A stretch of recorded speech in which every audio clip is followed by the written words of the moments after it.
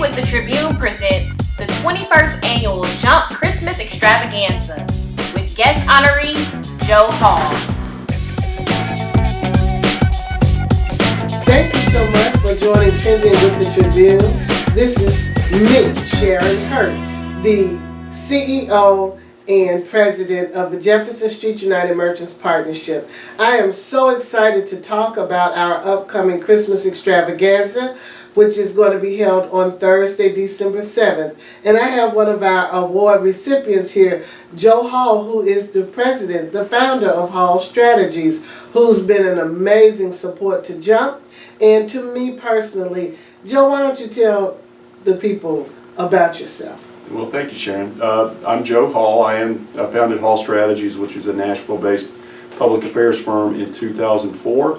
I've been in public relations since the early 90s, and before that I was a newspaper writer at the Commercial Appeal in Memphis, which is my hometown, and went to school at the University of Memphis, then Memphis State University. That's right. I grew up in Memphis and moved to Nashville in the early 90s, and love it here. It's become home.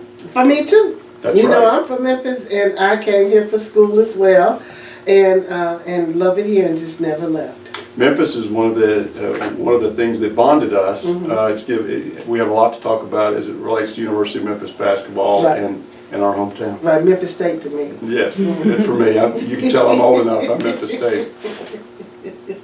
So why don't you I know you probably don't realize how much you have impacted us, but if you remember, you're the one that actually started us with our golf carts and using the golf course for the Jazz and Blues Festival to try to help make things a little bit easier for us as we continue to go around with our festival and especially on the bridge because of that hill. You remember? I do remember, but I think it starts before that. And the first time that I met you, there was an issue that was going on in the city that was being discussed. That's and true. There was a community meeting that J.U.M.P was going to host, and I attended and met you for the very first time. That had to be more than a dozen years ago. Right. And I think we hit it off, but you also insisted that I understand about J.U.M.P. Okay. So we had a meeting, and you did what you do very well, which was demonstrate being a passionate advocate for J.U.M.P and your mission. And I was very impressed by that. Okay. So I think that was really my first introduction to J.U.M.P and set the stage for what you're talking about, which is when Sharon Hurt calls and asks for help.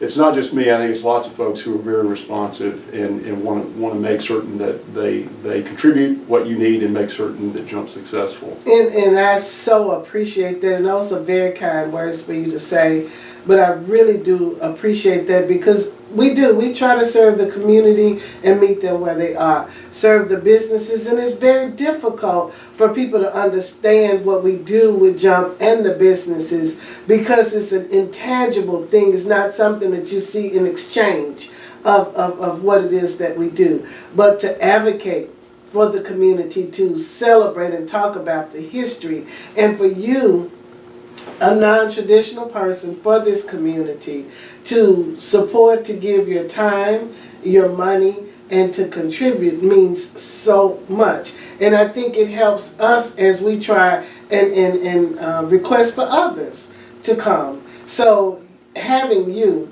is a major thing for me and for the community. Because you have done a lot community-wide in Nashville. Well, that's part of being a member of the Nashville community, right? Is that there's something expected to you. I was taught that as a younger person that making a contribution is an important thing. It's a responsibility that we all have. But I love the Jazz and Blues Festival. It's a terrific event, and I think we've tried to be helpful in assisting with sponsors and making certain that you have everything that you need to have a successful event. Right. Well, you know what? I don't know if I ever told you this, but I really want the Jefferson Street Jazz and Blues Festival to be the R&B arm of the CMAs. Because, I mean, y'all make a whole lot of money for that. And that's what we need over here. You know, we still consider ourselves a grassroots organization, but we're trying to get to the rooftops, you know, and it takes that money to do that. Well, it is Music City, and that's all kinds of music. Right. And the Jefferson Street Festival makes a big contribution to that, and it's a lot of fun. So let me ask you, I know you were surprised when I told you that we wanted to recognize you. How did it make you feel? Made me feel good.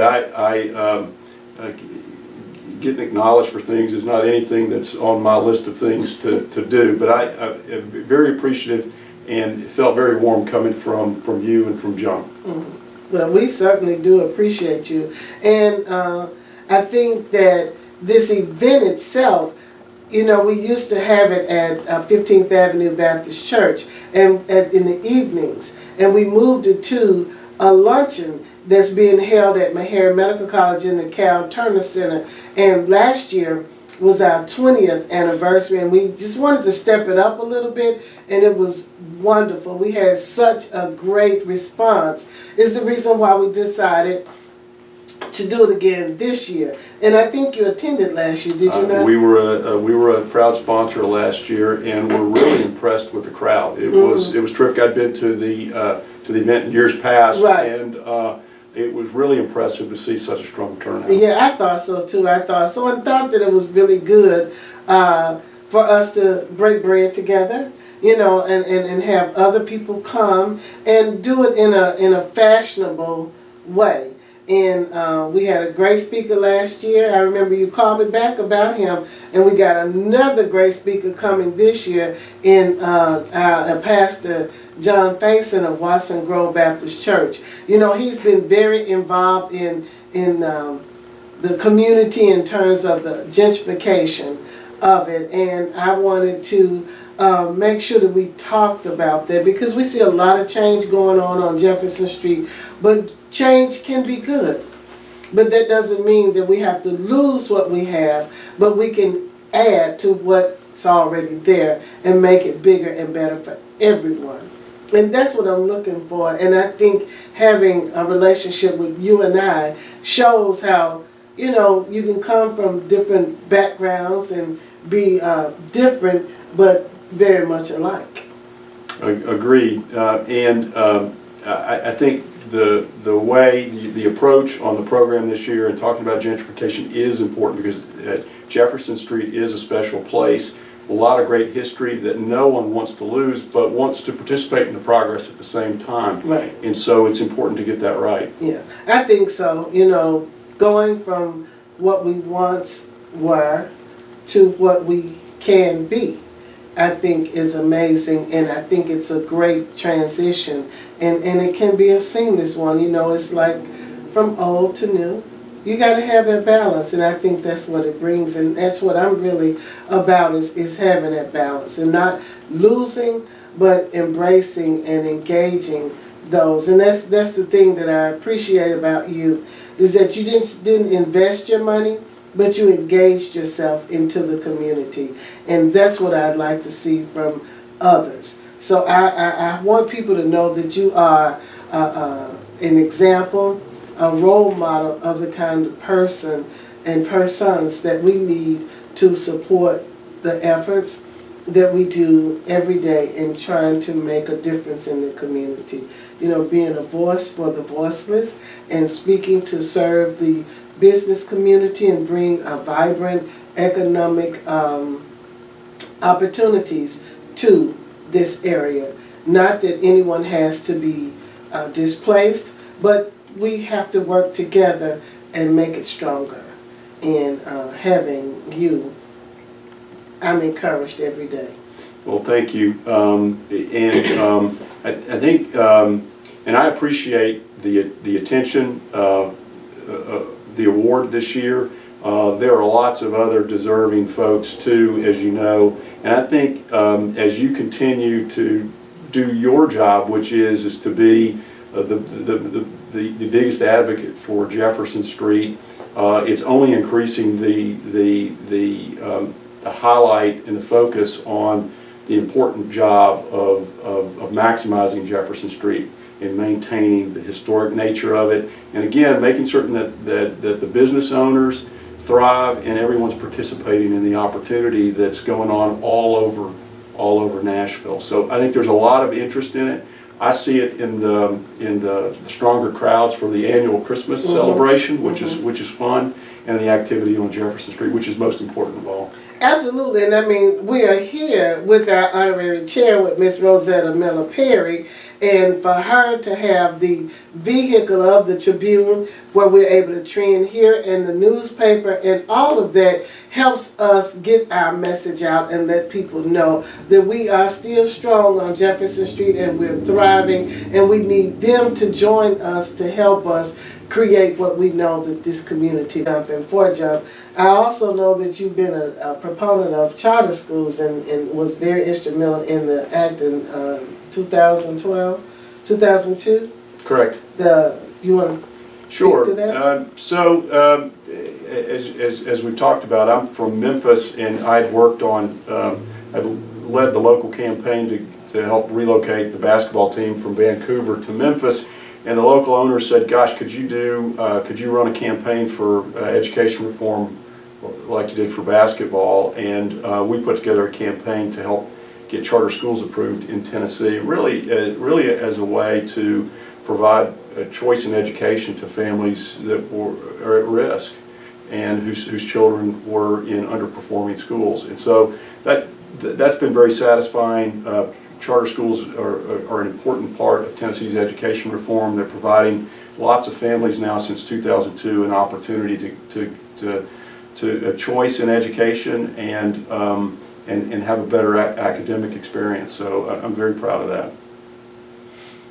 Well, you know, I'm glad to say that North Nashville has its charter schools in Lead Academy, and we also have Purpose Prep that's in Metro Center, which is good. And Labor Newman has been the founder and I think the first principal of Purpose Prep. And she came and spoke with me when she was starting that charter school, and they're doing very well.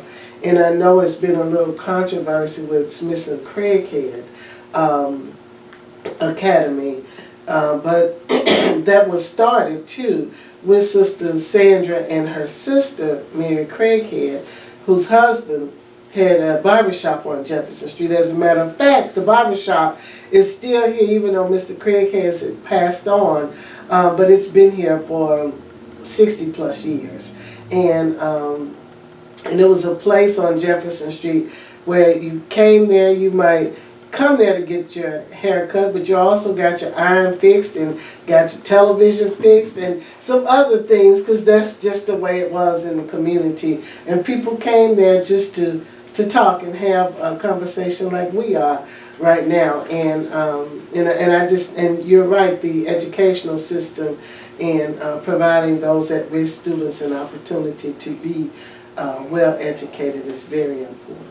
There has been a little bit of controversy around charter schools, but overall I think the performance has been very strong, and parents have a choice, and they can make a decision that's best for them and their children. And you know, I guess I get that. I was one of those persons that really didn't understand, because if you can do the charter schools and you provide that great education in charter schools, why not just use those teachers in public schools and make sure it happens? But someone explained to me that you've got so much bureaucracy and red tape that you have to go through to try to get legislation done in order to make that happen, that you need it, and by the time all of that's done, you've lost pretty much a generation of kids. So the charter schools was a quick fix, so to speak, to try to help save those that could be saved. It has worked to that degree. It's the way that you can help the most kids at the earliest opportunity. Mm-hmm. So yes, I know that you were on the board at the Andrew Jackson Boys and Girls Club. Did you like that? I loved it. It's the most satisfying civic volunteer involvement I've had. Has been with the Boys and Girls Clubs. It's an awesome organization, and it does terrific work working with families, particularly at-risk youth in clubs in Nashville. I was a regular volunteer at the Andrew Jackson Club in North Nashville and got to know a number of the kids well and spend time with them, and they're just extraordinary. And it's very, very, very fulfilling for me, and the clubs has a big impact on a lot of young people. So were you a part of the new building that I know it's not new now, but were you on the board during the time that they built the new facility? Very, very early on when I was on the board and began to volunteer in the new building, yes. Oh, okay.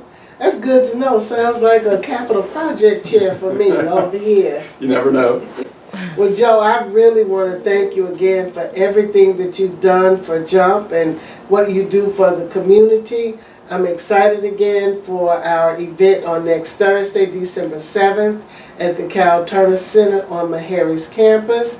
It starts at 11:30. Tickets are available at $75 each. I know we've got quite a few tables sold. You've got some co-awardees with you. You've got Phyllis Hildreth, who is the First Lady of Meharry Medical College and also a professor at Lipscomb University, strong with conflict resolutions. People don't know that she's been a lawyer for most of her life, even though she's an educator now, but her profession is in law. We also have Linda McClellan, who is worked with Reach 2020 now and had worked with Reach 2010 at the Matthew Walker Comprehensive Health Center. But she has been a strong and continuous advocate for health in this community, especially diabetes and hypertension, and one of those unsung heroes that many people don't really know. And we also have Leonard Morton Sr. He has been, he's our Jeffersonian Award recipient, and he's a musician. He was the band director at Cameron High School, and so many. He's just a beloved, dear man for the entire city of Nashville, and we are just so delighted to have you all for this year's award program. Again, I said we've got John Faison as our speaker, and we also have Danny Glover, who is going to be our Masters of Ceremonies. And he's not the Danny Glover that people know him, that they know, Mr. from The Color Purple. It's not that one, but he is the dynamic and relentless campaign manager of someone who was elected council at large. He was my campaign manager, and he's just an awesome guy. Tennessee State University SGA president during his time there, and he's just an awesome person. He's also the statewide coordinator for our gubernatorial candidate, Carl Dean. So I'm really excited about that, and I know it's going to be a wonderful event, and we have the Total Eclipse Band that's going to provide us with the entertainment. So I'm excited, and I hope people can come out to support and see the wonderful, fine work that many of you have done for the community. So thank you again, and I appreciate you being here. Thank you, Sharon. All right. For more information, you can go to J.U.M.P's Facebook page, J.U.M.P, Jefferson Street United Merchants Partnership, or you can call us at 615-726-5867. That's 615-726-JUMP. We look forward to hearing from you, and I thank you all for checking in with us.